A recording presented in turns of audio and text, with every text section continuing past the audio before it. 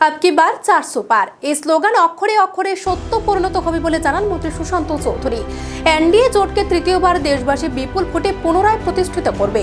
মন্ত্রী সুশান্ত চৌধুরী আরও জানান, উন্নয়নের নিরিখে দেশবাসী বিপুল ভোটে জয়যুক্ত করবে ভারতীয় জনতা পার্টিকে। শনিবার 7 রামনগর বিধানসভা কেন্দ্র উপনির্বাচনকে সামনে রেখে বাইক র্যালি অনুষ্ঠিত হয়। এদিনের এই র্যালিতে উপস্থিত ছিলেন মন্ত্রী সুশান্ত চৌধুরী ও মন্ত্রী রতনলাল নাথ সহ কেন্দ্রের প্রার্থী দীপক মজুমদার।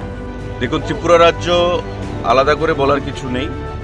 সারা দেশে আগলিবার 400 পার মোদিজি যে স্লোগান তুলেছেন, প্রচারের যে নমুনা প্রথম ধাপে, একটা জিনিস পরিষ্কার, মানুষ মোদিজির এই স্লোগানকে গ্রহণ করেছে এবং এনডিএ জোটকে 400-এরও বেশি আসন দিয়ে তৃতীয়বার এবার ক্ষমতায় প্রতিষ্ঠিত করবে, যার মধ্যে বিজেপি 370 আসন একাই পাবে। আমাদের রাজ্য ত্রিপুরা রাজ্য দুটো আসনের ভোট 19 তারিখ এবং 26 তারিখ, পাশাপাশি 7 রামনগরের উপনির্বাচন অনুষ্ঠিত হচ্ছে বিধানসভা কেন্দ্রে। ঐতিহাসিক মার্জিনে আমাদের প্রার্থীরা জয়ী হবেন, বিপ্লব কুমার দেব, কৃতি সিং দেববর্মন এবং 7 রামনগরে আমাদের মেয়র দীপক মজুমদার মহোদয়।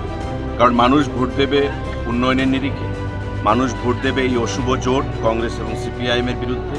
কারণ যারা বিগত দিনে ত্রিপুরা রাজ্যে হাজার হাজার মানুষকে খুন করেছে, কমিউনিস্ট পার্টি তাদের শাসনকালে বঞ্চনা করেছে, মানুষকে বিভ্রান্ত করেছে, শত্রুতার রাজনীতি সংগঠিত করেছে, আজকে তাদের সঙ্গে কংগ্রেস দল জোট করেছে।